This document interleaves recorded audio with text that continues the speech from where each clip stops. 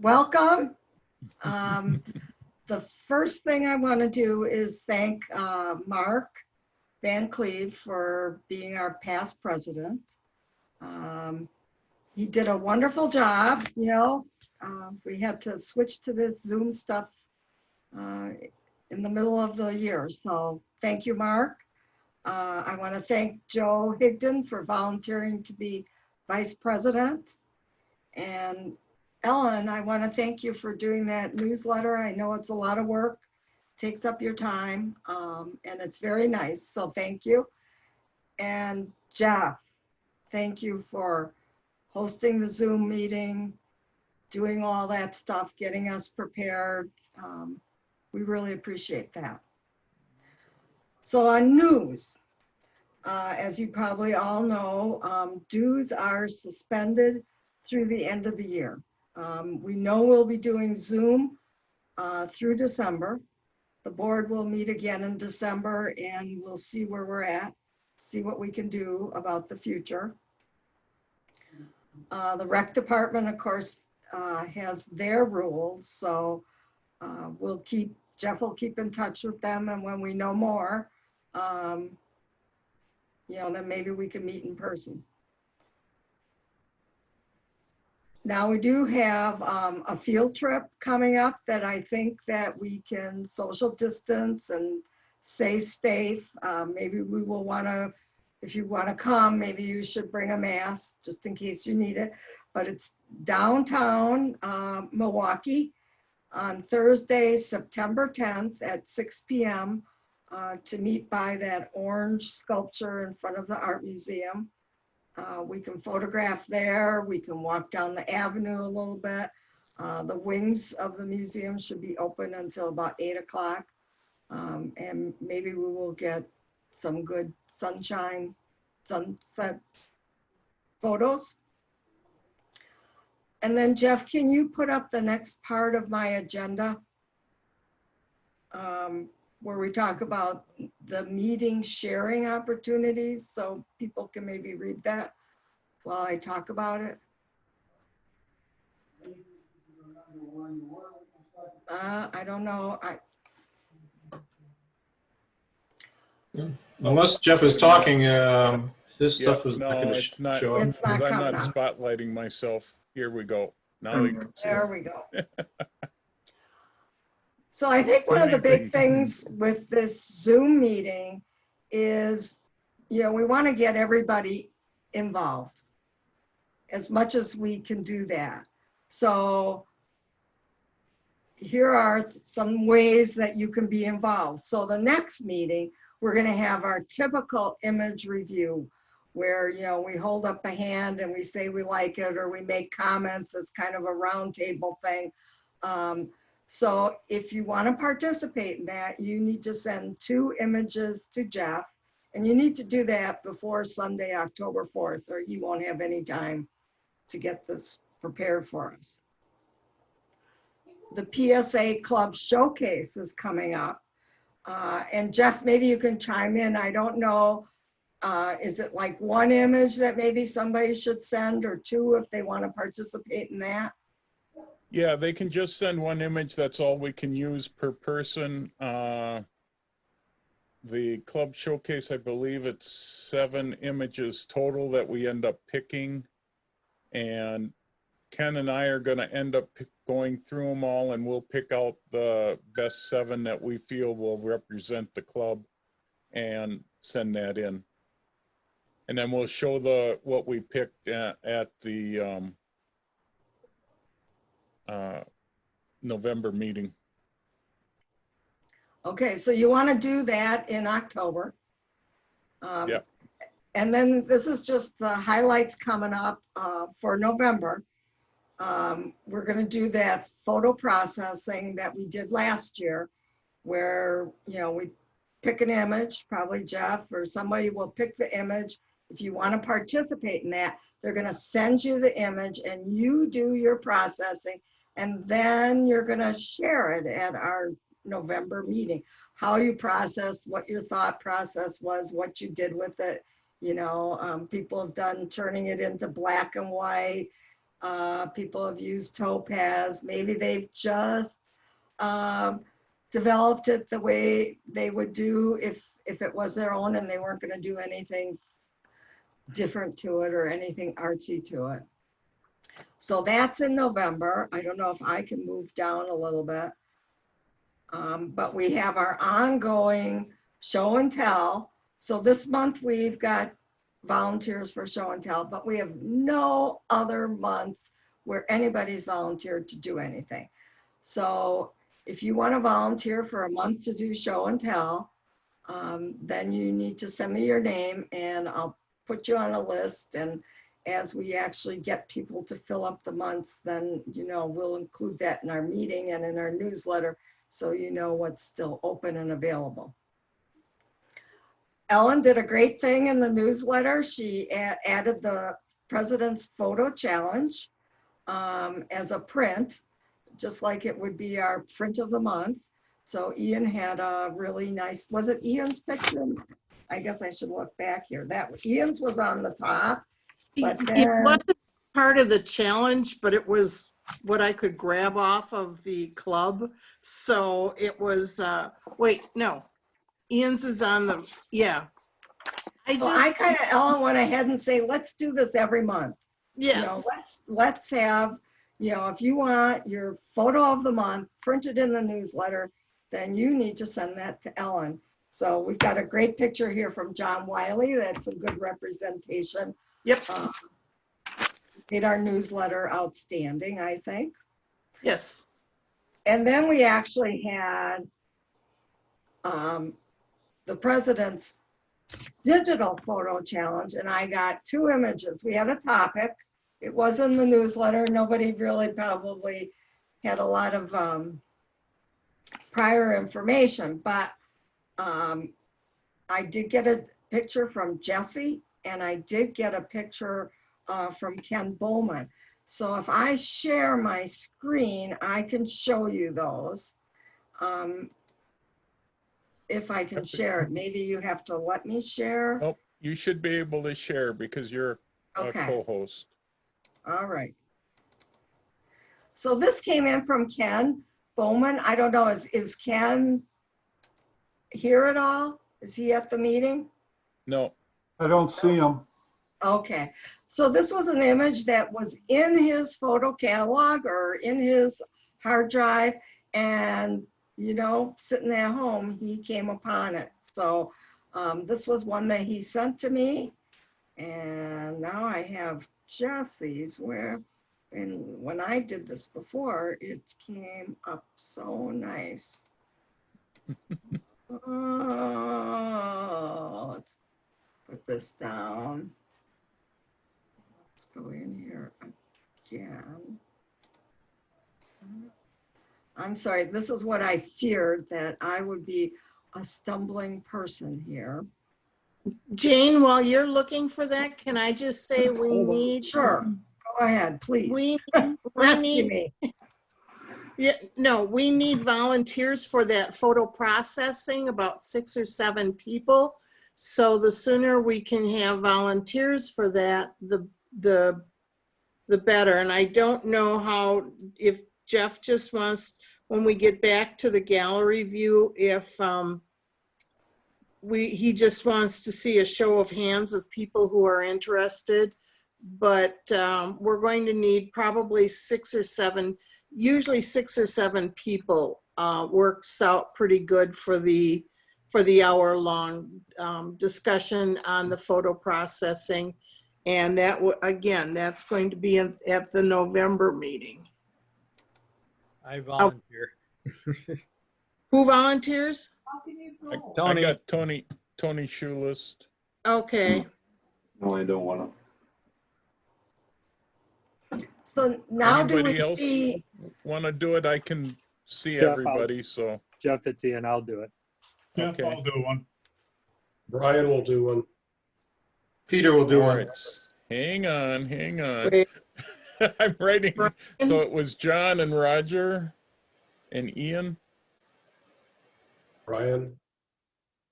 and Ian Pat? and who else? Peter. Pat? Brian, Tony, Ian, Brian, Peter, John, Roger. That's 6. You guys get me? Who's me? Pat Lynch? Now I do. That's 7. Yeah, that'll work. We've We made got plenty quota. of time. You got Yeah. those all listed? Yes, I do. I don't Okay. know I what do too. reviewing. What? I'll end up sending everybody a raw file for you guys to work on. I'll have to All I have to find do is something listen to it. different. So, great. So do you guys now see this image from Jesse? Jesse Buchholz? Yes. Yep. Yes. Jesse, do you want to tell us a little bit about this? Sure, How this far is, back was it in your catalog, in your files? sure, this was last year up at Harrington Beach, the Quarry Lake. But I don't think I sent it to you with the crosshairs in it, did I? Oh, no, Uh, I've got the grid on my Photoshop Oh, Yeah, okay. just move, screen. Jane, Yeah. move to the move tool. Just Move. pick your move tool or your magnifying glass, that'll work. Just click on the magnifying glass. Oh, no, that doesn't make, I don't know why your grid doesn't go away. Well, because I have it permanently marked on there, that's why. Oh, okay, all Yeah. right. But this is a pair of mergansers. We went up there last year to see the loons that were there. But these guys were swimming all around too. But thought they were kind of cute.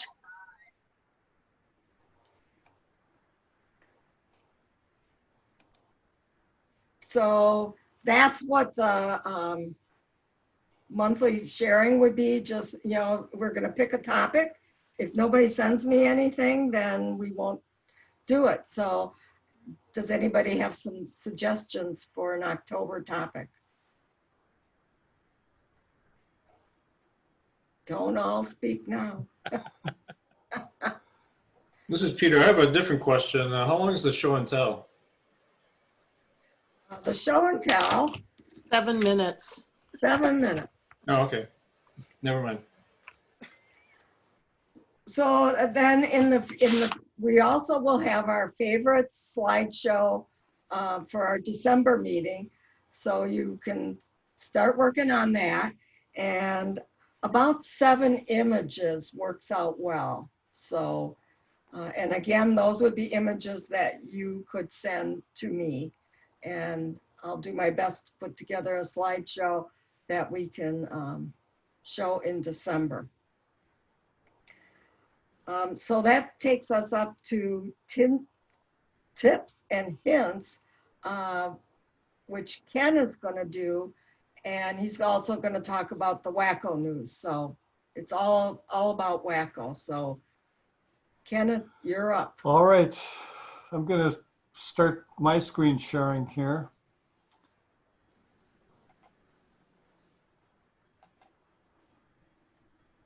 All right. So first of all, we have our November competition. And I guess to give a little orientation to that, we're going to do this remotely like we did last year. We'll be sending the images to 3 different judges. They will score the images, and then they'll send all their totals back to me, and I'll do a final total. We'll do our typical calculations for the highest images to be judged for medal awards. And then we're gonna, at 11:30 on the first Saturday in November, we will actually open up the final judging to any member that wants to participate, not participate, but to observe the judging for the medals. So, and Jeff, you're going to have some type of pre-registration for that? Right. did everybody get the Wacko newsletter that just went out today? It's gonna be in there, and we'll probably send out a mailing to everybody in our club, and you just have to pre-register, and then it will remind you up to an hour before that you can join it. You won't be able to be heard. It's going to be a webinar, so you'll be the attendees. You'll be able to watch it. You can submit questions, although I don't know for sure how we'll answer them, but we'll just, you'll be able to watch how we end up doing it with the 3 judges and a couple of us that are helping out with it. Okay, so, Tony, did you have a Yeah, question? quick question. Do you send the Wacko newsletter out to everyone? Everybody that's on the mailing list, usually That's- if you've attended a seminar and that, you should be on it. I believe you're on it. I did not receive one, just letting you know. Okay, yeah, I okay. think it just came yesterday or today. Yeah, I think it was this morning.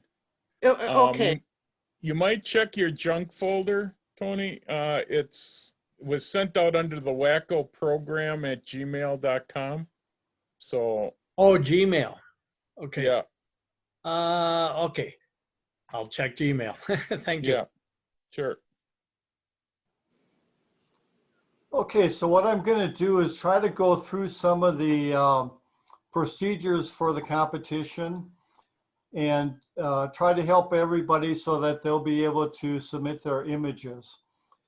So what I wanted to bring up first was some of the problems that we sometimes run into when it comes to the definitions for the different categories. And so these are real case situations that basically Jeff reviews the images, I review images, and Elizabeth review images when they're entered into the competition. And we try to help to, if there's a problem with an image, we try to help to notify the photographer about the concerns that we may have so that they have enough time to make a correction. The only problem is probably 80% of the images are entered the last 3 days, and it's hard for us to keep up with everything that's going on those 3 days. But we try, and that's why it's sometimes helpful to enter a little bit in advance. Most of the problems that we have are in nature, where you cannot have the hand of man in the photo. So here's an example. We had a colored nature projected image. It was a flower, and it included the vase in the photo.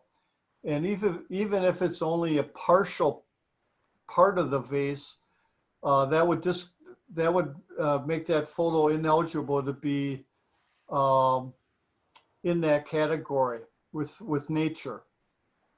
We've had orchid photos where the background shows the hand of man, such as the bamboo stick or the clips that are holding the orchid plant, are some of those examples.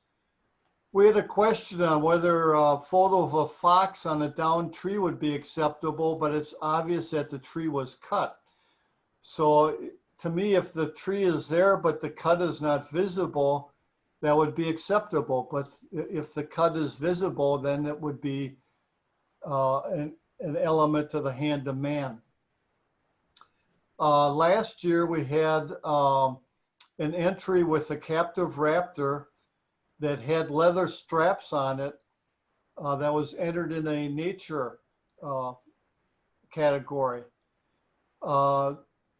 That one we could not use at the time because our definition at the time only allowed scientific bands to be on the wildlife. We have since changed that rule so that now it is acceptable to not only have scientific bands on, but you can also have the leather straps and tether cord for a nature image. Here's someone that had buildings and lighthouses in all of his nature photos.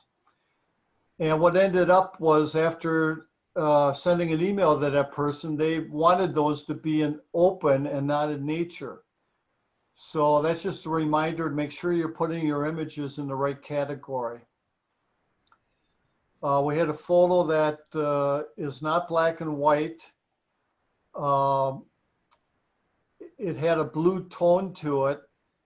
And actually monotones do allow you to have one color for the whole image. So you can have a blue toned image. But the problem was is that it was partly black and white and partly blue.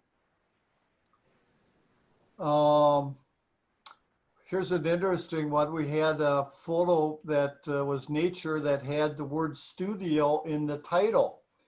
And we did not allow nature photos that are taken in a studio. So we told the photographer to change the title and remove studio from it. So we let it go through. We had a photo that had the copyright trademark of that photographer in the photo. So we had them remove that from the photo, or they cropped it, one of the two. We had a PGA photo that was black and white, but then the ball that was in the photo was colored.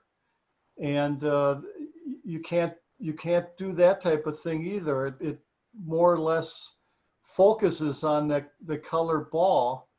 And if you look at the definition of PGA, that's not allowable. And then we had one that we missed, but the judge thought that one of the PGA photos was over-processed.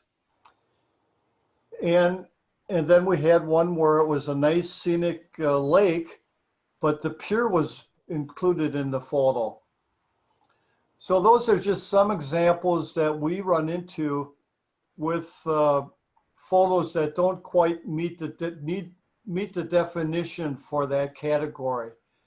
And as you'll see in a moment, we'll show you where the definitions are so that you can review them as you're uploading your photos. Now what I'd like to do is just take a brief moment to show you how I go through the selection process and load my photographs. So let me bring up Lightroom here. And what I did is I like to use the quick collection folder. So like, and I went back to June of 2019. I don't know how the rest of you are doing, but I haven't taken that many photos in 2020. So I may have to go back a little bit in order to find photos that I want to submit to this competition. But let me just so I've got this photo here. If I decide that this is one that I'm interested in considering for the competition, I just hit the letter B and it puts it into my quick collection. Go to this guy working on the windows. Maybe I'll give that one some consideration. Let me go to the thumbnails here and make it quicker. This is our Chicago trip, Ian. I've got some motocross here. Let's see if the wheels are spinning on this and things are in fairly good detail. So I'll put that one in my quick collection. This is the bull riding rodeo that we had in Belgium area last year. So I'll just put that in my quick collection with the letter B. Indies, I didn't have too many things really going on in the Indy races. This was the Dairyland races. Kind of interesting with these overhand races. Some of these people are paralyzed and or have have injuries, and that's why they're using their hands for racing. I'll put one of those in there. And now I just go to the, I do Control B, which takes me to the quick collection. And I'll just, I'll drop this guy, and there's my, I'll remove it from the collection. That gives me 3 images. I'll highlight them, and then I have a collection folder for Wacko. I've been named this one the Wacko test files for tonight. I'll bring them in there. There's my 3 images. I go to export. I've already got a folder here that I've got for the Wacko fall competition with the sizing requirements already there. I've got the folder on my hard drive for this. I'm going to put this in a subfolder. I'm just going to call it test COP for color projected. I'm going to hit export. And now if I go to my folders, I should have a test COP, and there's my three photos. So now I want to upload these photos into the Wacko competition. So I'm going to go to the internet. Let's, I've got a folder here for the Wacko competition. And I'll go to the competition page. And a couple of things. If I wanted to know what the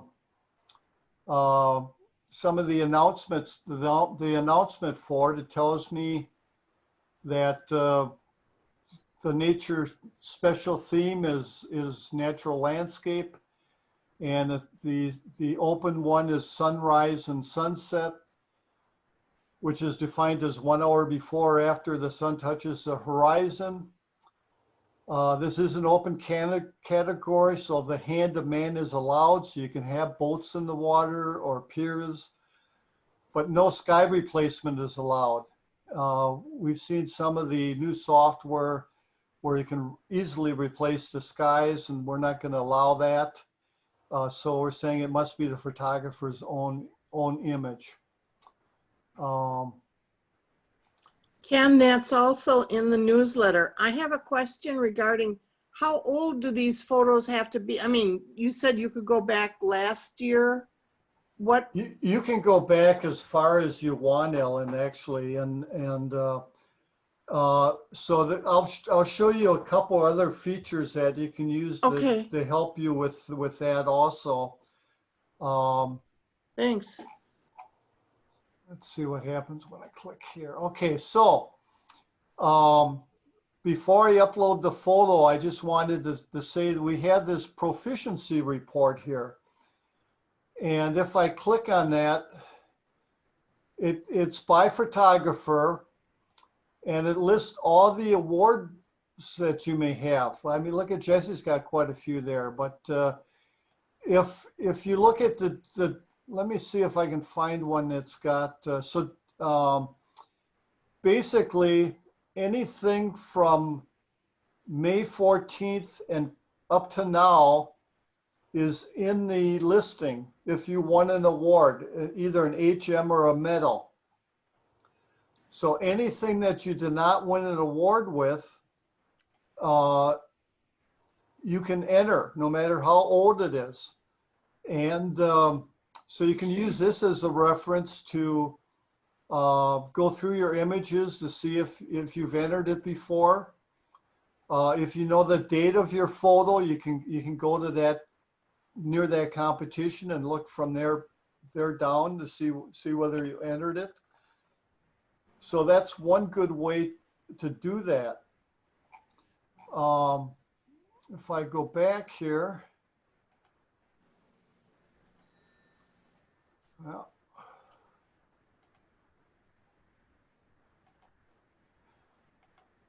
we also have one for prints. And Jeff, I think I'm right in this, but if you got an HM in a print, you can actually use it in a projected. Now, if you got a Right, metal, if you have a metal, you cannot use that at all a second time. Is Right. that correct? That's right. That's Okay. right. So that's one way to look at some of your past images and which ones won an award. So now I'm going to actually go into the competition uploader. And by the way, notice right below the uploader are the where you actually pay for the photos that you're going to enter. But let me go into the uploader. This takes us to Visual Pursuits. So we have to let that load in. You log in.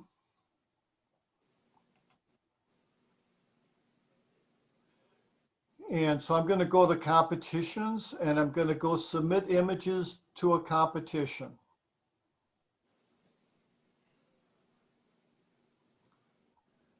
And the one that I wanted was color open projected. So I'm going to, and it's November 2020. When I choose that, it's got the definition here for that competition. If it would have been color nature projected, then it would have had, in fact, I'll bring it up when we're done with this one just to show you what that has. So I want to actually upload the photos into the competition. I want to select the photos. And now I have to find them.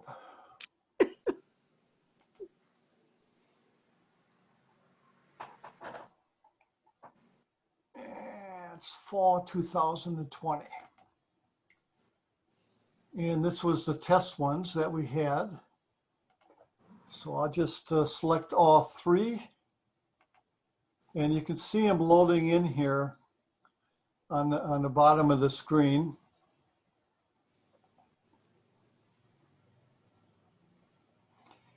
And when they get the green icon, you know that those are loaded, so I can save them.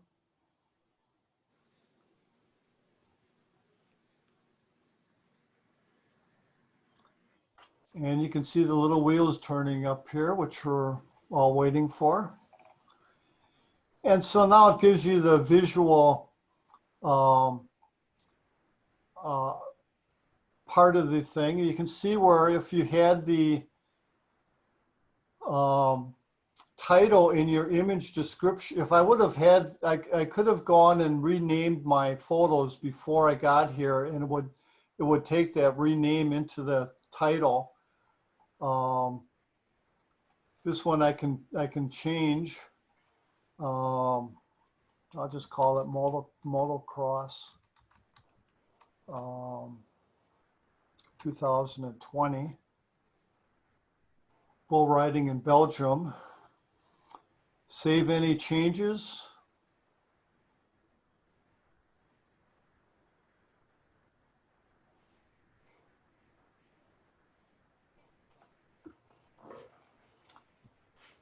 Okay, so all these photos are here now, and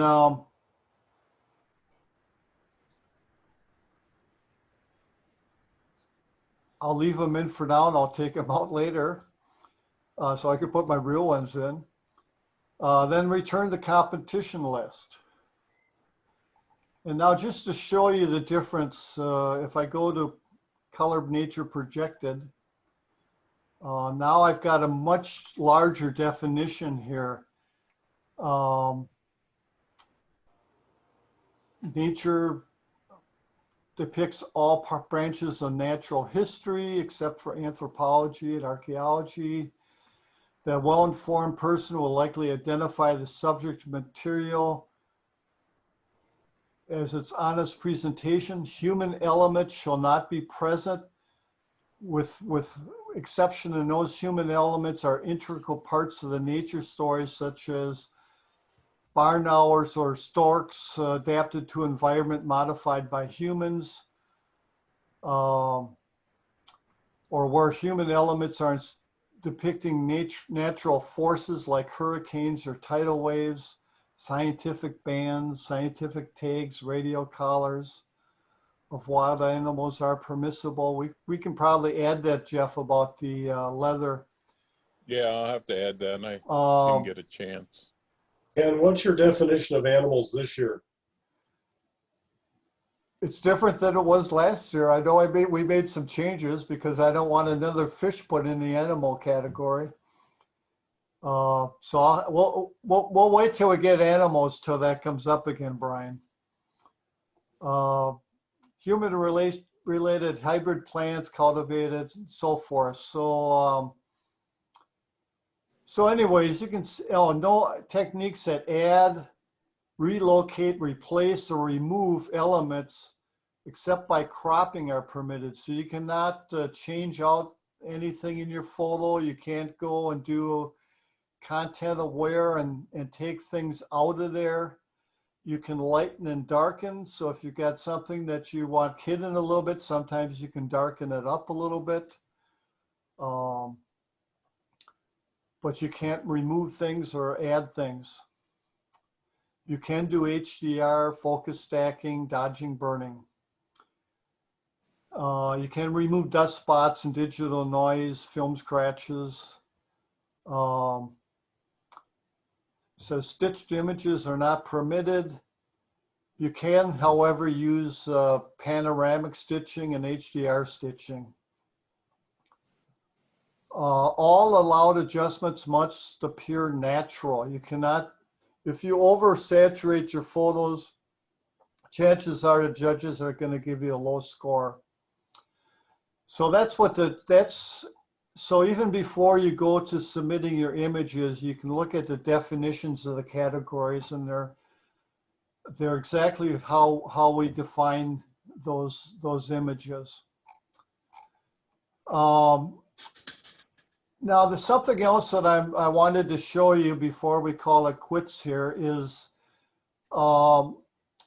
we have a history of all the images that we've ever entered in a competition with this particular software. This software we started using in 2017. So I can go to my account here. I can go to my image library. I can click on check to show thumbnails, and I can, that was only 10 pages. So what I usually do is I go up to 50. And now I have 50 images on, and that's just on this page. I know I've got more than that. And if we want to sort it by the name, I can click on the name, the title. If I want to sort it by awards, I can sort it by awards, by date. If I want to limit my search to just a certain time period, I can go here and put the, if I were to go here and, well, this goes from 2000. So let's just say I want to put in June 1st for 2020. So this takes me past the spring competition. And now when I do my listing, it's got everything from November only. And well, it's got one here. What did I do? It's not working like it's supposed to.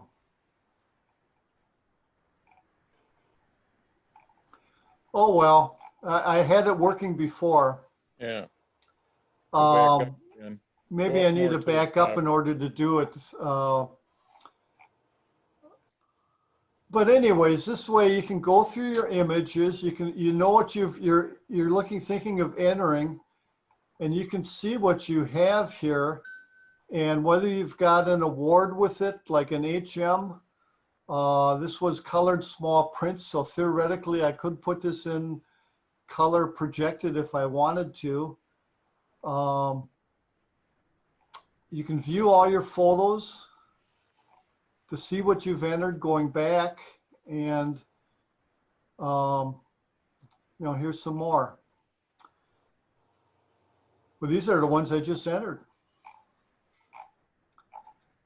So anyways, you've got your proficiency awards, which I showed you earlier. You've got this, it's my image history. The other feature with this thing is you can actually, you won't have your images, but if you want to export everything that you've entered in a competition, you can click the export and you get an Excel spreadsheet of everything that is in the competition. So that is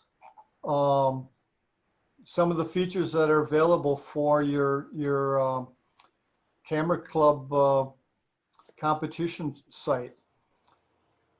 And what we normally do is after we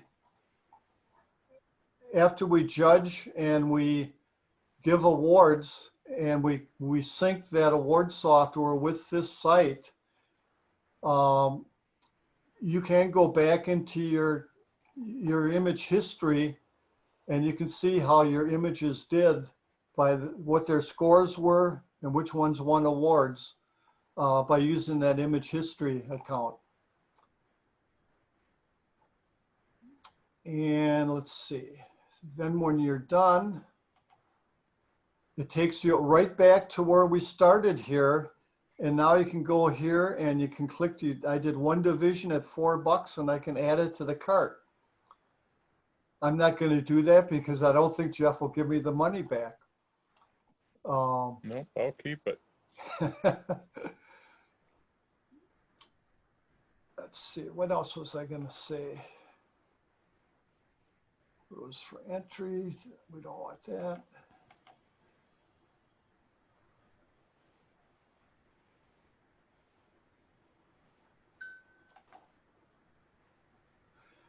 The deadline is October 18th at midnight. So we've got plenty of time to get the images in. Like I said, it's got hosted by Urban Ecology, but that's not really, they're not going to be having a role in the competition. It's going to be done remotely with the actual final judging for medals will be something that anyone can participate in watching that portion of the competition. All of the scoring, however, will have taken place separately with just the judges actually doing it individually in their homes on their computers. I think I've covered everything. Jeff, I think that's pretty much. I think you got it. All right. Well, I'm going to stop sharing my screen and be a participant now. Or is there any questions before I do that?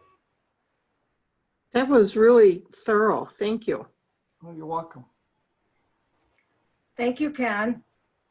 You're welcome, Jane. I got a quick question. How many photos can you put in per division? 3.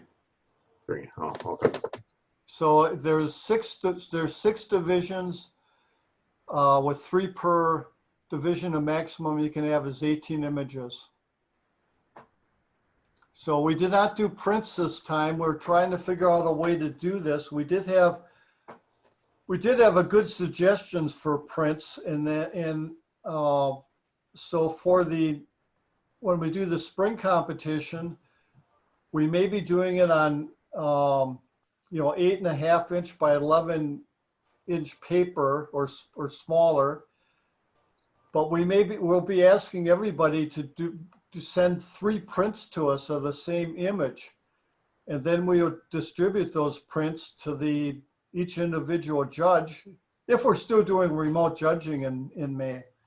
And that way we could do at least a print or two, a division or 2 of the prints to get back to starting to get those in competitions again.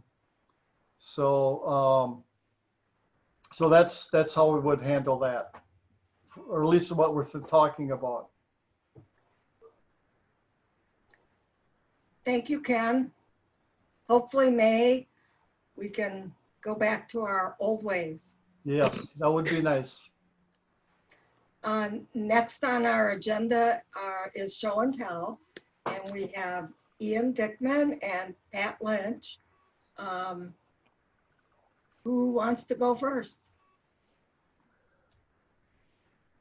Pat, do you want to Sure, take over?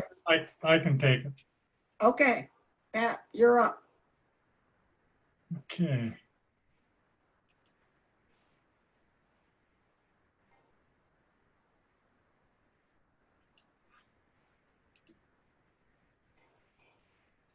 Okay, so can you see this?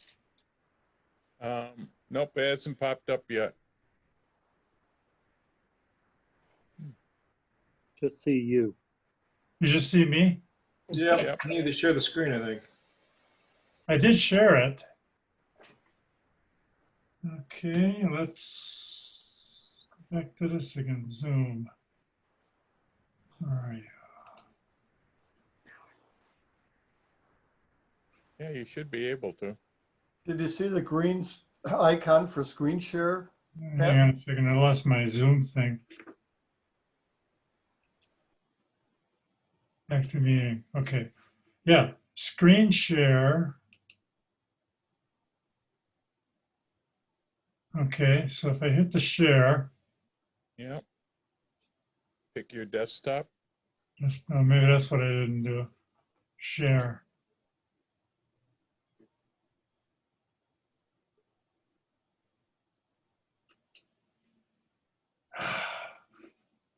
Hang on a second here.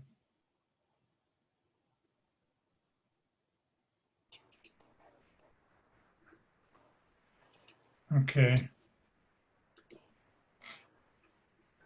Share. How about now? Yep.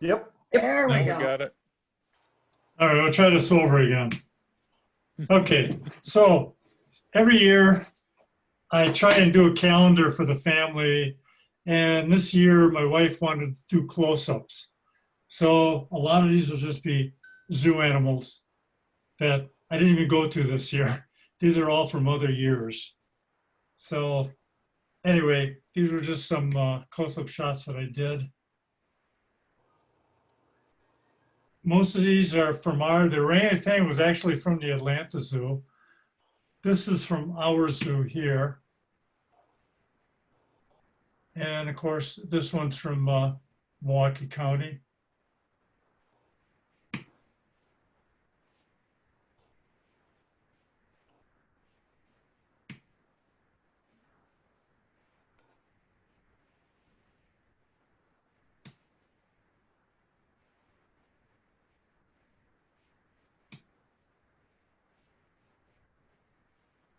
So I got a lion doing something but laying around.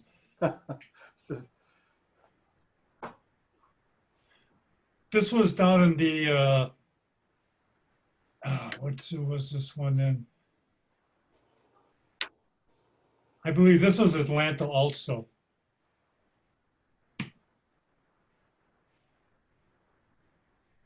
It's back to Milwaukee again.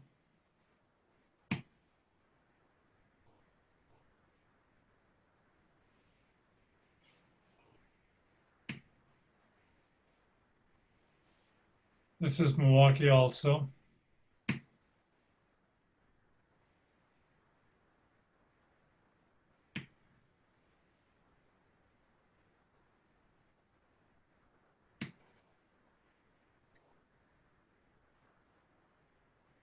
Milwaukee again.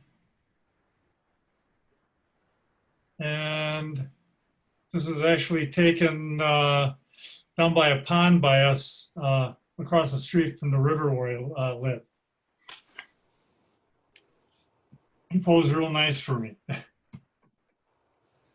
And that is my show and tell. Now, Pat, Yes, you said that you were going to use those photos to make a calendar. correct.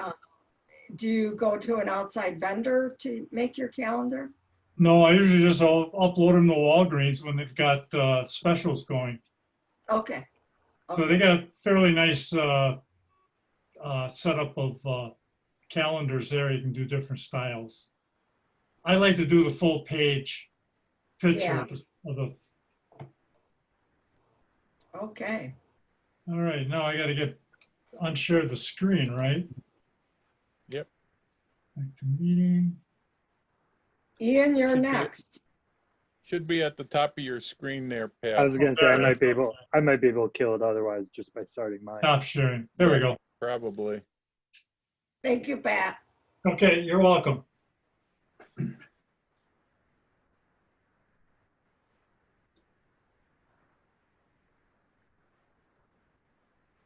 Go. Get the right desktop. You guys should be seeing stairs right now. Yep. Okay. And we got the right monitor. That's the important part. Hold on. Let me get the images. And there we go. All right. So this is my shameless plug for my Instagram account. Because unlike most years where I do show and tell, I usually show a whole bunch of flower photos or architecture photos.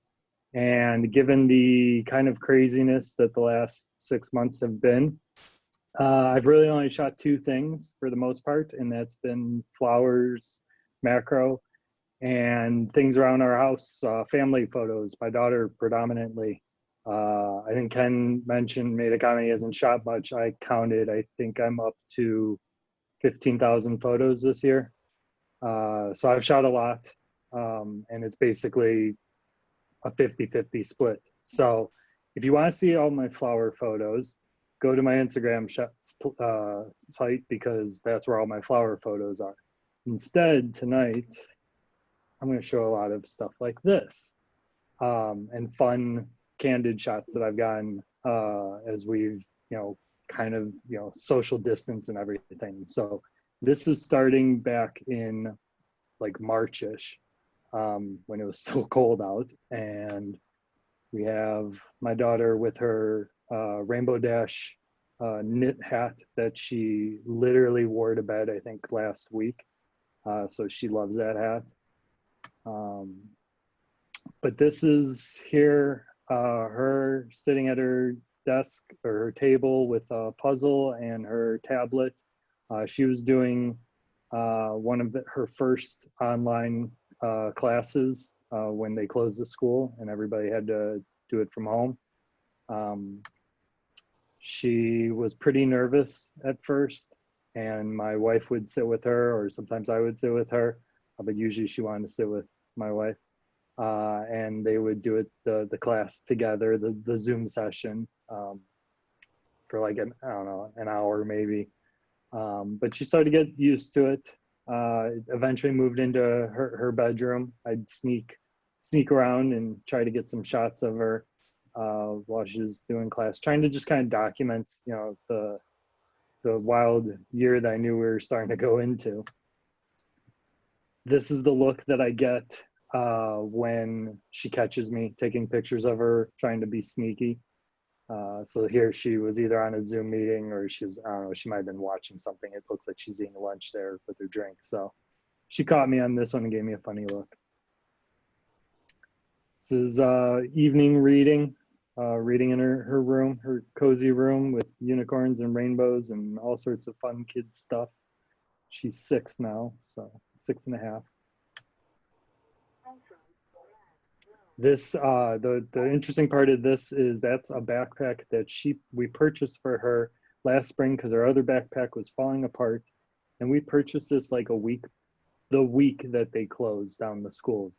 So she's never worn this backpack to school yet, and she won't because she's doing virtual this semester.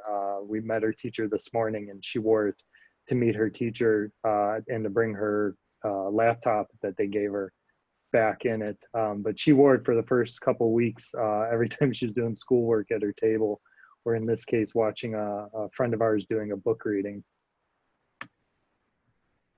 Some word searches, so lots of homework. This was out on our patio, so it's nice light coming in from the side. Slime fun, just fun while, great activity for her to do while we're working and she wants to play. We made coasters out of like flour and sugar and a bunch of things, baked them. She got her nails painted for the first time. So my wife and her were sitting on the patio doing that. And then chalk. Chalk became a big thing for a while there, especially when everything was locked down. We live in a condo, so it gave us an opportunity to kind of get outside. Even though it was kind of cold out, it was starting to warm up. And we did a lot of chalking. So, and we chalk in the garage. This is our condo's parking garage. So that was nice that while we were stuck, we could get out of the condo and go down there, even though it was kind of cold out, and she'd chalk all over the place, chalk on the wall. The rainbows and sky that she chalked here is still on the wall. I try to, again, kind of document the isolation that you kind of get out of being locked down. Jump rope, she learned how to jump rope. Took her like 3 days at most, and then she was flying through the whole garage doing jump rope, or in this case, outdoors.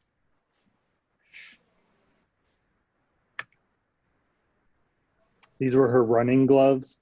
It was like, I don't know, it was warm this day. I don't know if I was in shorts, but I was definitely in a t-shirt, but she's like, I need to put on my running gloves. Soccer in the front yard or front driveway of our condo. We could go in the backyard, but sometimes we just go in the front driveway and kick it around there. And around here is when I also started to pick up the Sigma. I now have the whole trio, the Sigma 16 millimeter, 30 millimeter, and 56 millimeter 1.4 lenses for crop sensors.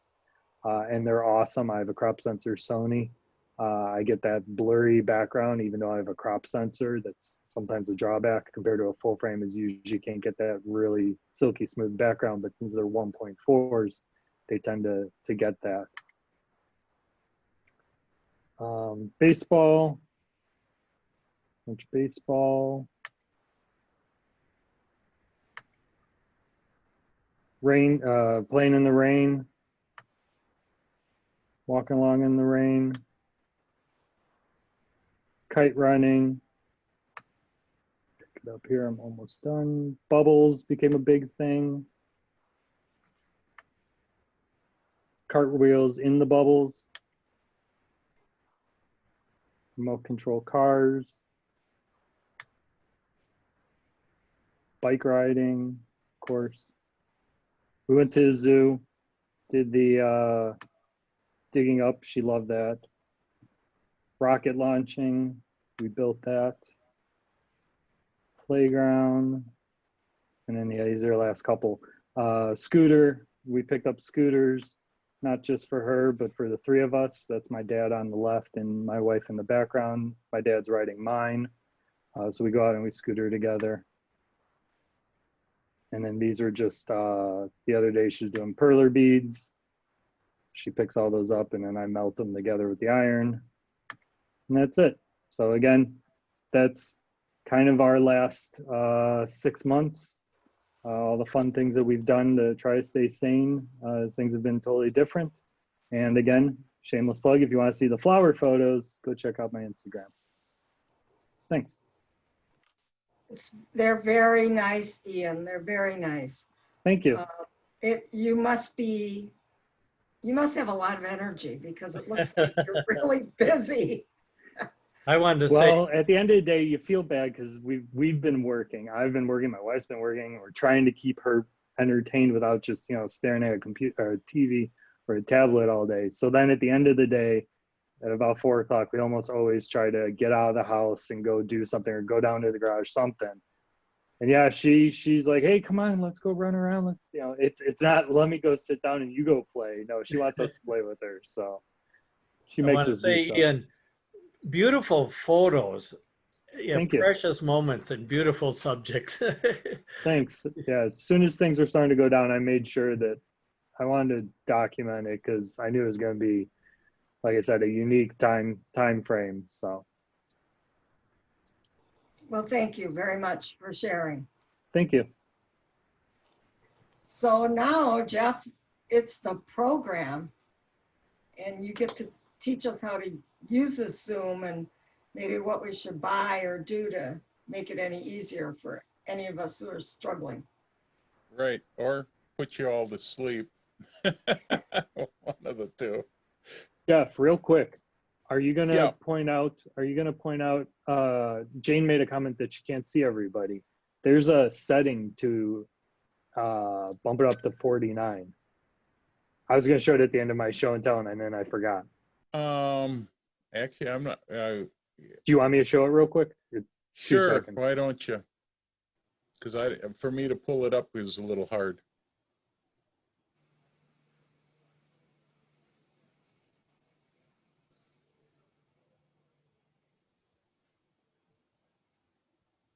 Sorry, I was muted still. I want to pick a different screen. All right. Everybody can see a big red mad guy, hopefully. Yeah. Okay. So this should be the same for everybody for Windows or PC. Obviously, getting into settings is a little different on a PC, but you go into your Zoom settings, which are on the other screen. There they are. And in general, where did I just have it? Yeah, I think it's in video. Video. It's in video. Down here Yeah, at the right bottom down at is the a bottom. display up to 49 participants per screen in gallery view. This is not on by default. So if you don't have it turned on, it's only going to show like 20 people or something, 16. I can't remember what the number is off the top of my head. Yeah. If it doesn't Yeah, let you I don't check either. it, it's because your computer just isn't powerful enough. It's looking for certain specs. I don't know what those spec requirements are. I don't really care. Basically, I would just go check and see if it's available or not and check it. And if it doesn't let you check it, then you just know your computer can't do it. But anyways, that's one reason. Because when I view everybody, I can see everybody out there. Yeah. Right now, I've So, got 30 people showing on my screen, on my main Yep. screen. Yep. So that's all. I just figured I knew you were going to talk about the stuff here. I figured I'd piggyback on that. Yeah, no, that's good. I didn't actually have that in my talk. I should probably add it. Why Zoom doesn't just see you have the thing and default to use it, I don't know. That's a Zoom thing. There's a lot of things you want to know about why Zoom doesn't do Yeah, it. So. yeah. All right. Thanks, Jeff. Sure. Thank you, Ian. Everybody make sure you are in speaker view because I don't do the share screen bit. I have a different way of doing it. So everybody should be seeing my PowerPoint. Yep. Turn on that and we'll put me down there. So I'm going to talk about what equipment you need. Most everybody here probably has it, but there's probably a few things that you could get if you wanted to participate in Zoom.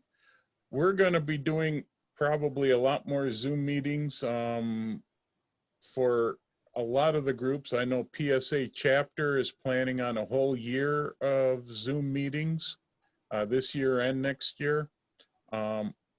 I believe that our club is probably going to be doing it all the way till the end of the season and maybe not get started doing real meetings till September next year.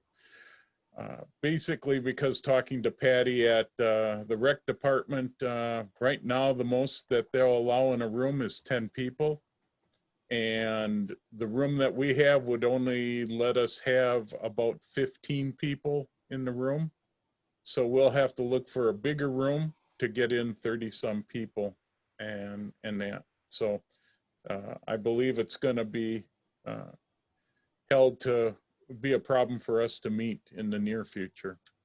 So the equipment that you're going to need, and I got to hit my right keyboards here. there's just a few items. Most everybody looks like here has them, but one is a webcam.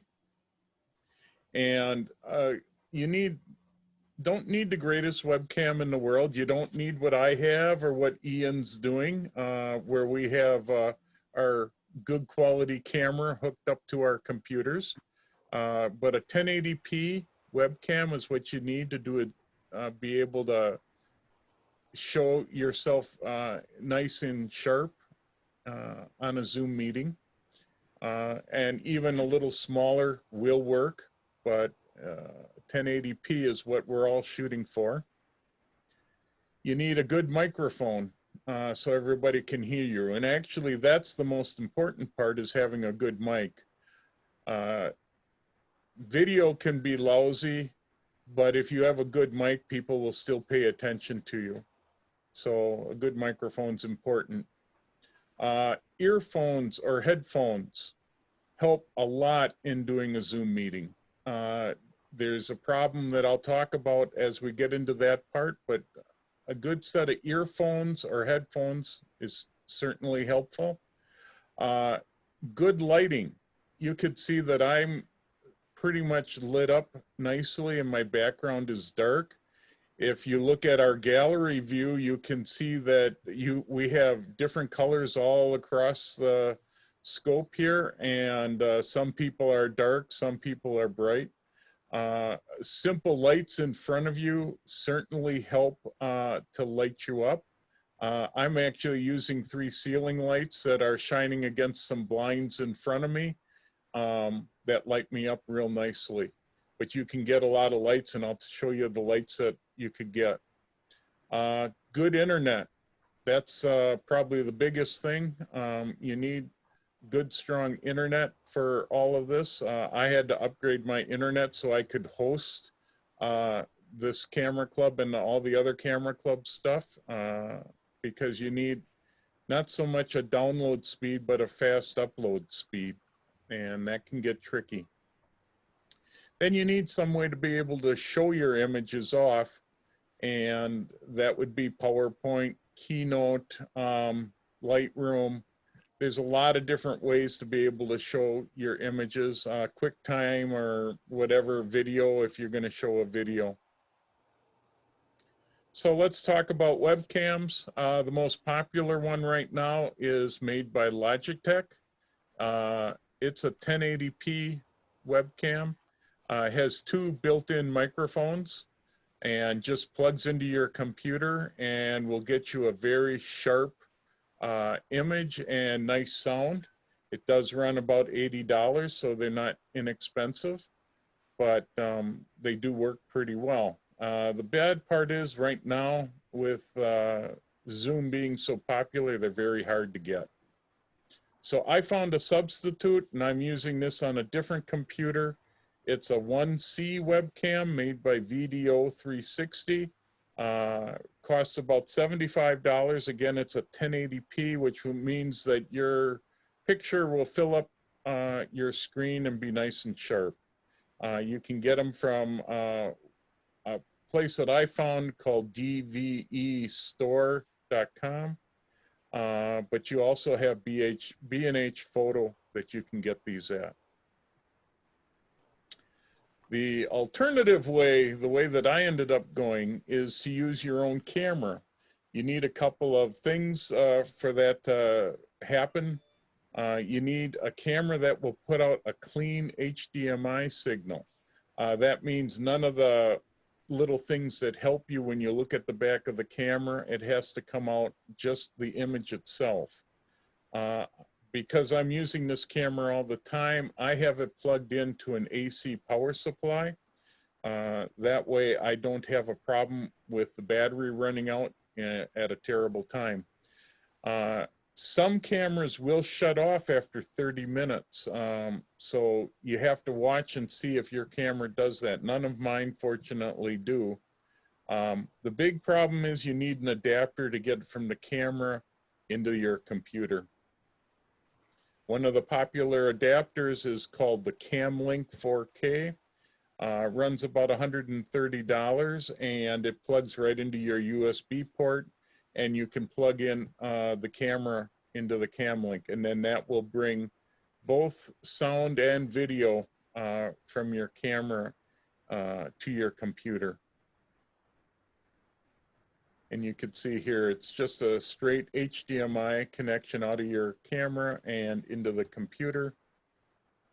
The nice part is all of the Nikon mirrorless cameras will work just fine. So will the Nikon D850 and 750. Here you have quite a few of the Canon cameras will work. And almost all the Sony cameras will work. And one camera, if you're looking for a camera to do, to be on and show videos, is Sony's ZV-1 camera. It's made for creators and bloggers, and it's about an $800 or $900 camera. It's got a wide-angle zoom lens, a good microphone built in, and so that you can see pictures of yourself, the screen turns so that you can see it as you're working. So the next thing you need is sound. It's always nice if everybody can hear you, and they should hear you nice and clear. One microphone that I found that plugs right into your computer is a Fifine USB mic. Runs about $80. There's actually a ton of microphones out there that will plug into USB, so you don't have too much of a problem finding the mic. They're anywhere from $50 to a couple $100 depending on the quality that you want. Now, one that's inexpensive is a Pile over-the-ear boom microphone. It runs a whole $15. And what's nice is the microphone is right by your mouth, so it's able to get a clean signal. But you do need an adapter to make it work. So you need this sound card for another $15 that plugs into your USB. Now the nice part is you can plug a microphone in there and your headphone in there, and you've got 2 mute buttons and a volume control all on that. So you're able to talk, and when you're not talking, you can turn the microphone off. This is just another way to get the sound and an earphone out into the USB. And you may need extension cables. I use them for both my earphones and sometimes my microphone. Right now I'm using just a Sennheiser microphone on a little mic stand. So it's a little more expensive of a mic. Earphones, or speakers. If you use speakers like most everybody does, you get a problem that you can get echoes. What happens is with Zoom that when you talk, your microphone is turned on and your speakers are turned off. When you're listening, your microphone's turned off and the speaker is turned on. So what can happen is that stuff can get out of balance, and all of a sudden you'll start to get a weird echo. And it can happen from just somebody else's microphone being open. That's why we ask everybody to keep your mics muted. But it also will end up getting better sound if everybody could wear either a headphone or earphone and not use their speakers themselves. Headphones I know are a little obtrusive, but they do let you hear a little better. I like to use a little in-ear microphone, earphone, and it's just a little earbud headphone set that's clear. I just wear it in one ear so that I can hear everybody talk, and my other ear is open so I can listen to what everybody's saying, what I'm saying actually, so I don't get this distant voice in my head. So total equipment cost, if you're looking for a webcam, it's about $75. You can get more expensive ones, but that's probably on the least expensive side. A good microphone with a USB adapter, you're talking $40 to $80. Earphones for about 19 bucks. So your total cost to really get a nice little setup would be $135 to $175. So, and that's really so that you can participate in a lot of Zoom meetings. And we're going to be seeing this probably through the end of this year and in a good part next year. And it'd be nice to be able to see everybody. Today we've got 6 people that we can't see or hear. And it's sort of nice. It just makes it a little better to be able to interact. Yeah, Tony. Make sure that if people are getting the webcam and the mic, with a USB and a microphone with USB, make sure you have enough USB ports to plug into before you buy. I did some of this years ago and found out I only had one USB port. So yeah, I had to buy a board. Right. You either have to buy a board or you could use a USB hub to a point to be able to add on some of that stuff. So yeah, you would need an extra. I mean, I'm constantly unplugging and I've got 4 ports. So yeah, it can be a problem. So moving on, using Zoom itself. Now, this part, we've pretty much been able, everybody's been able to get signed on. I do recommend that everybody gets the free Zoom account. It just makes it a little better for you to be able to get into a Zoom meeting, especially the webinar meetings. We're starting to watch the security a little bit more. And if you have an actual Zoom account, we're able to make sure that it's you that's getting in. And so the free account, like I said, it's free. You can use it for one-on-one stuff with people, and it works pretty well and it's pretty simple. I got to admit, for our club, we're doing the $14.99 a month. And plus I'm also doing the webinar part, which adds another 40 bucks to that. So, but sign up for the free account and make sure you download the Zoom app. So that's on your computer and it will make your life a lot easier. Now, once you have the Zoom app, you need to set some preferences. So there's a little gear in the upper right-hand corner, at least on the Mac. I take it it's probably the same for Windows computers, but you click on that little gear and you've got a couple of settings that you can set. If you're using dual monitors, which a few people have, it's nice to have that because then you have the gallery view in one spot and a speaker view in the other. And then there's just a few other things that you can add in there. There's not all that much in the general settings. I like to have show my meeting duration, and I have Zoom in my menu bar just because it's easy for me to be able to use. In the video setting, you have a number of different settings that you can use.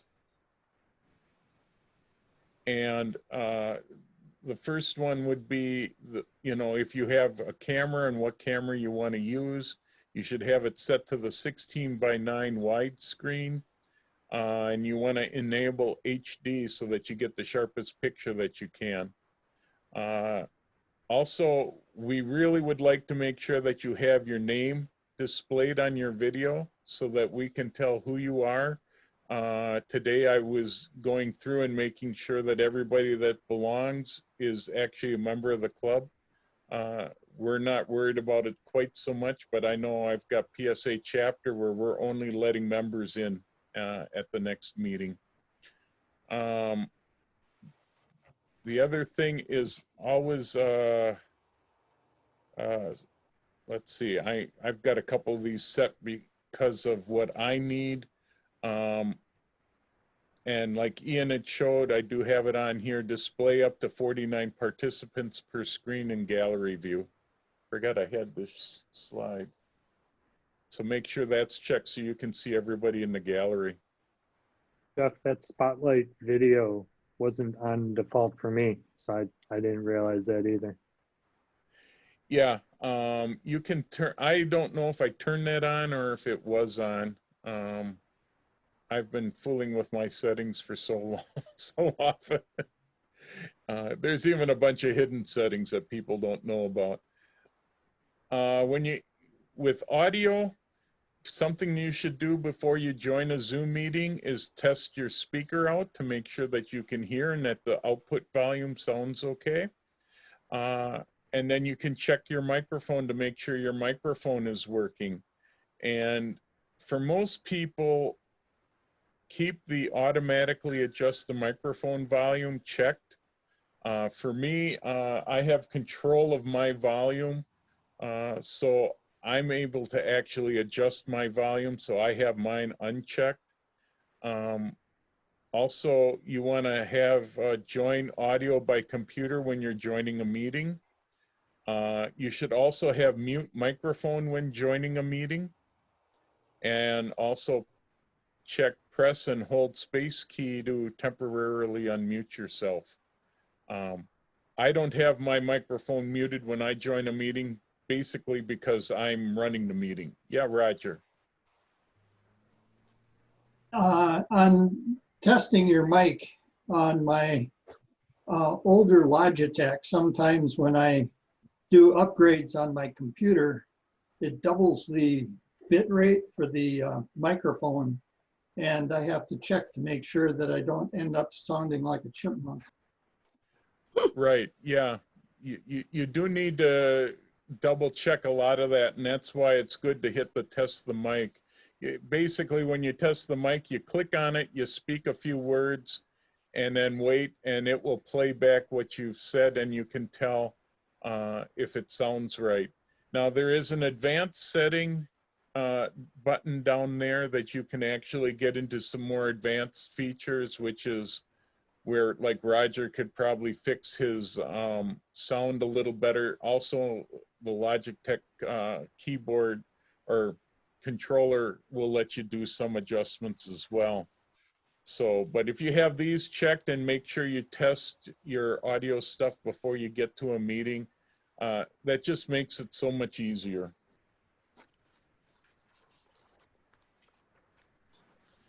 Now this part, I think everybody's got down pretty good.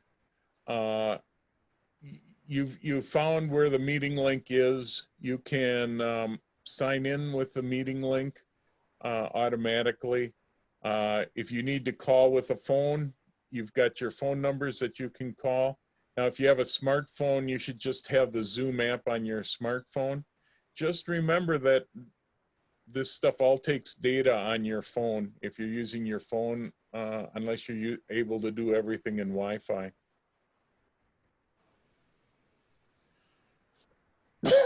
Excuse me. All right, so once we're in the meeting, you generally are getting this screen here with not my face, but somebody's face. It could be my face if I'm running the meeting. And you've got everything on the bottom there for you to be able to work with. You've got your shared screen. You can unmute yourself, and you can actually turn your video off. So if you're going to be doing something that's sort of distracting, I do suggest turning your video off. Sometimes it can be distracting for people, and make sure you keep your microphone muted. Now, the one thing that we ask is that you name yourself, and everybody's done a good job here. So everybody, I've got their name showing, but in case it gets messed up, all you have to do is click on participants, and then next to your name, you hit that button, and there's a drop down that says rename.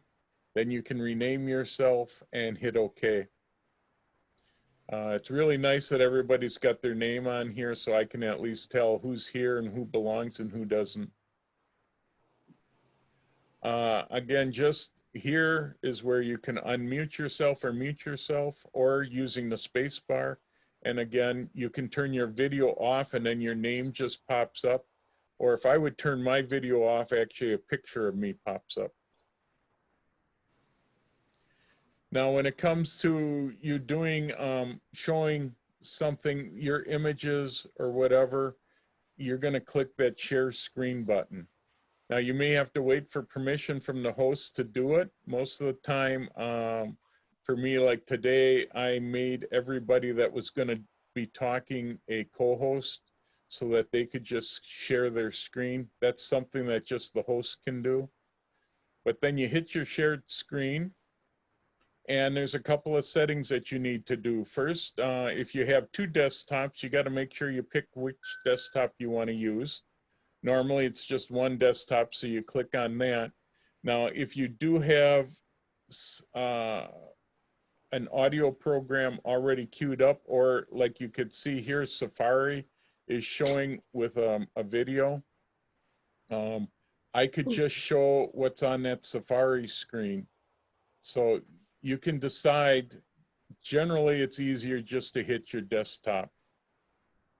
Then you want to make sure that you do check both share computer sound and optimize screen share for video clip. There's sort of two reasons to make sure you hit that second one. Is it actually gets us a higher video playback, and you'll get a sharper picture on your shared screen. And you want sound so that this computer sound from your microphone does come through.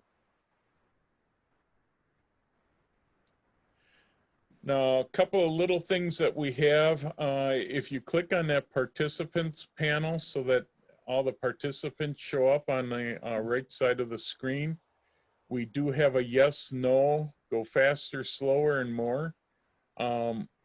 A lot of times we'll use the yes and no for taking votes and that, so you'll be able to vote on that. And you just would click the yes button, the no button. I didn't do it tonight, but if I see somebody going too slow or too fast, or want to get people to go faster, I can actually hit that, and it should pop up on the person that I have spotlighted.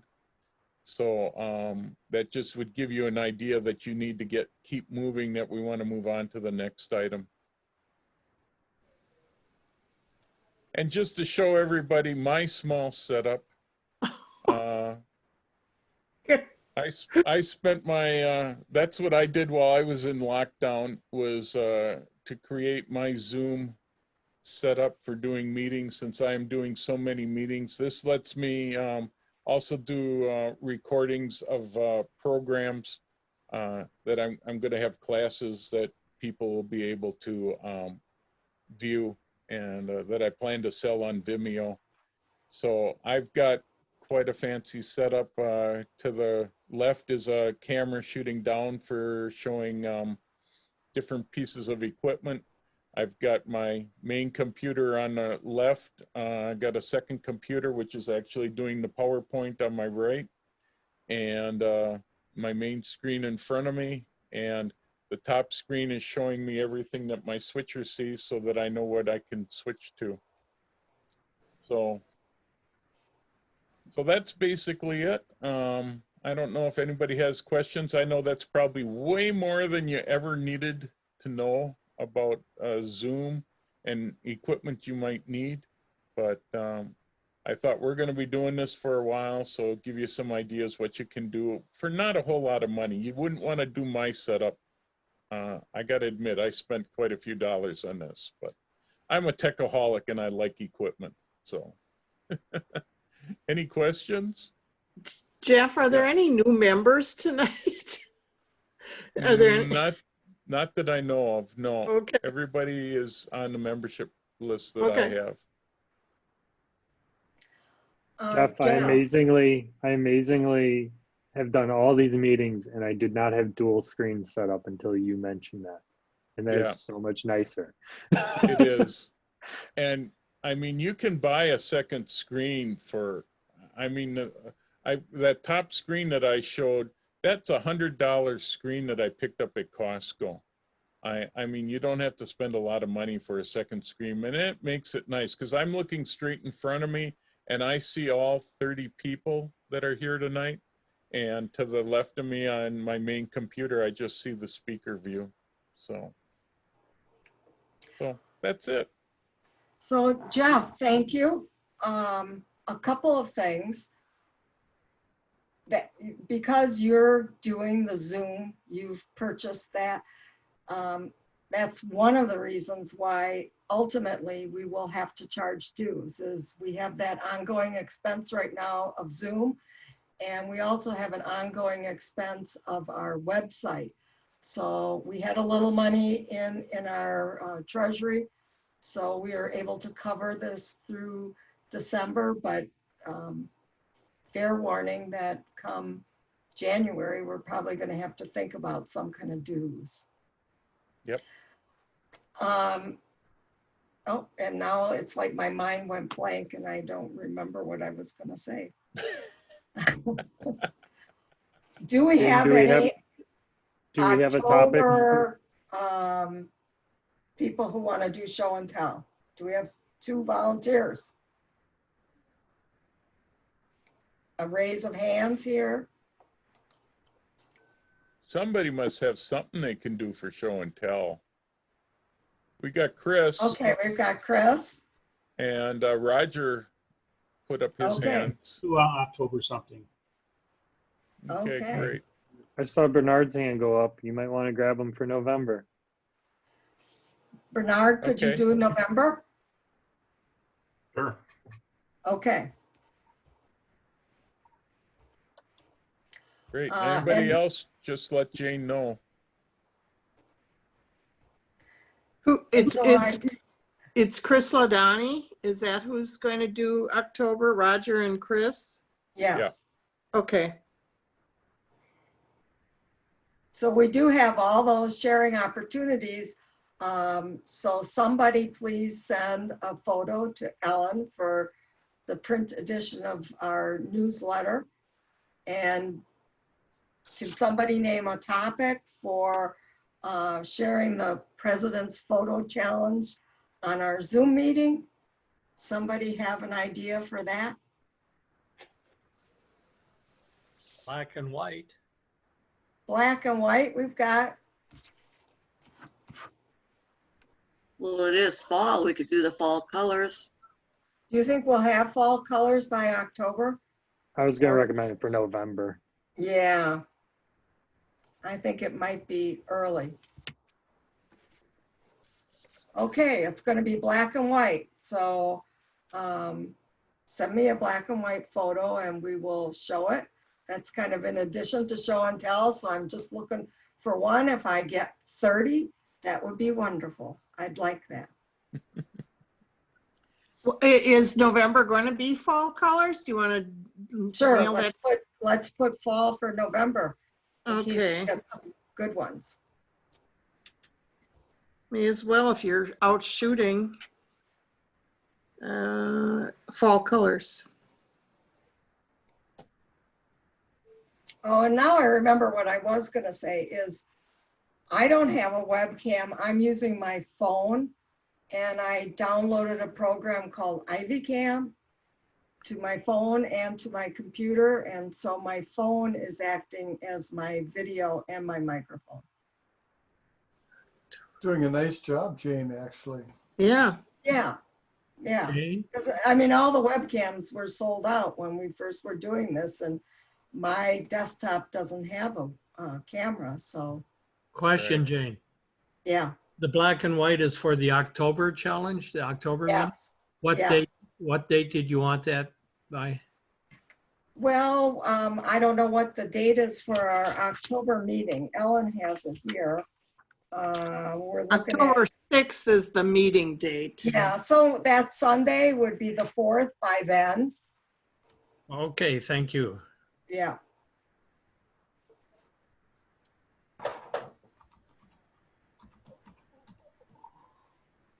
It's 8:40, so I don't know. Do we want to call it?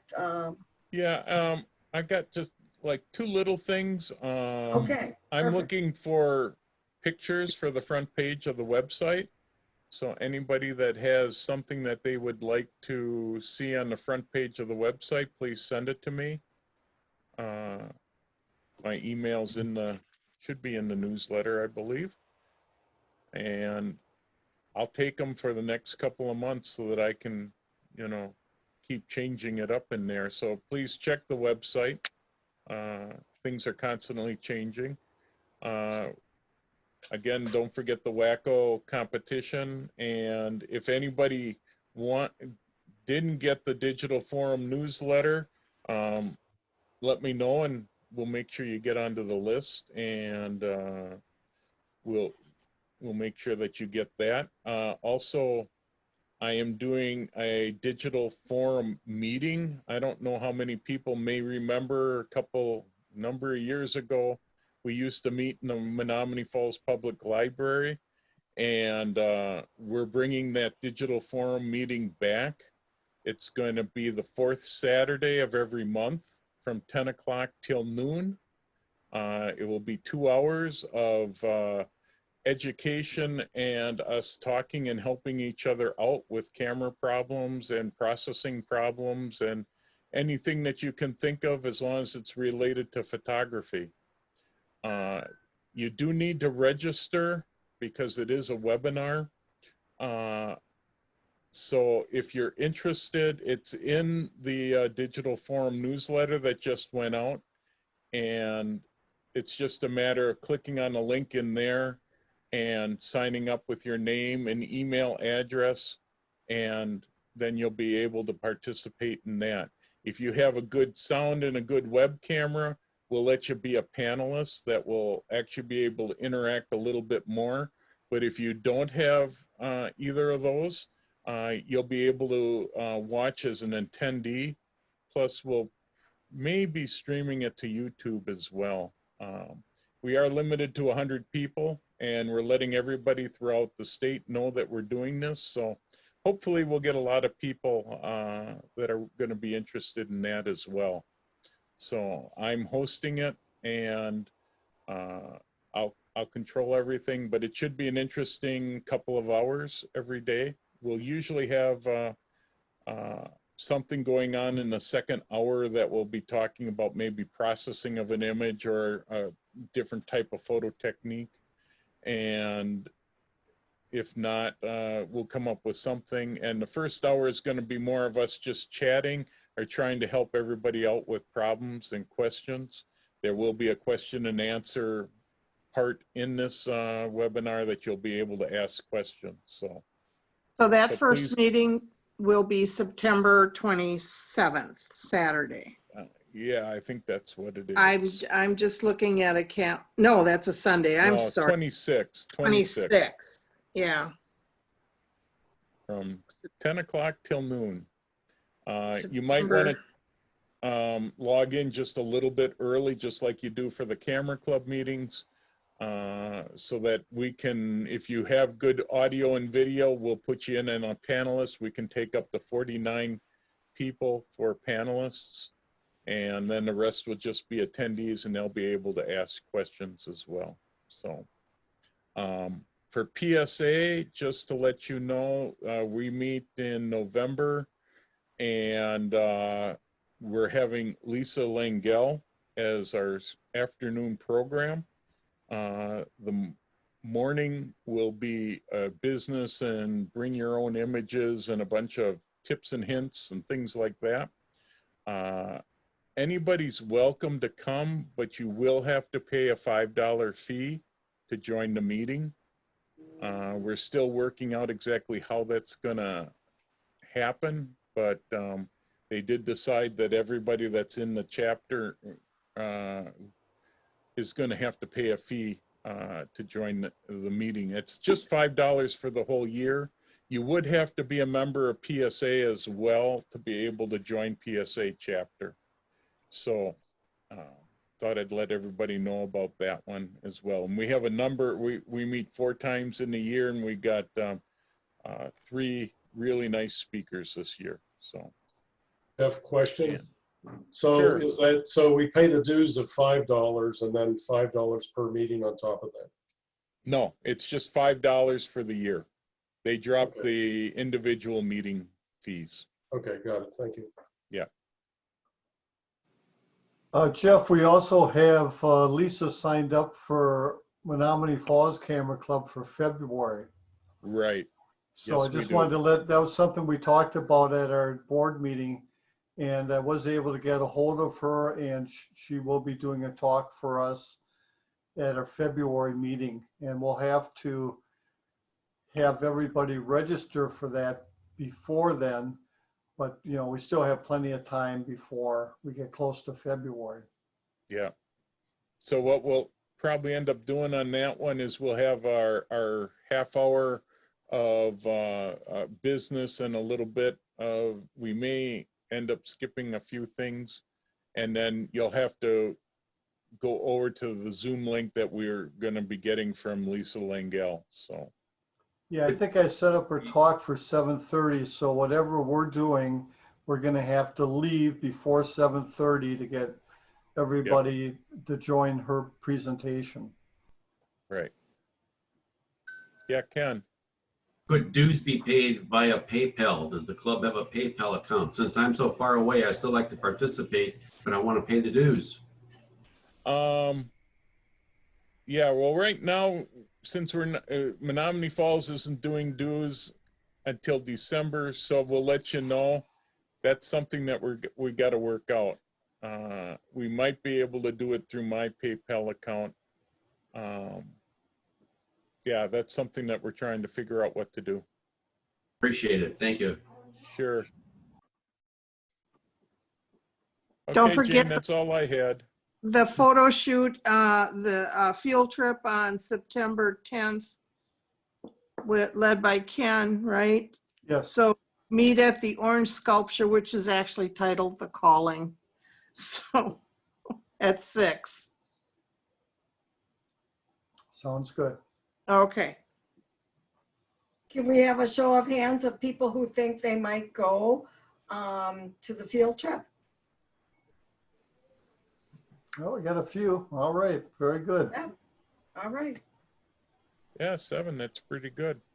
Oh, 8. I see Sally with her virtual hand up.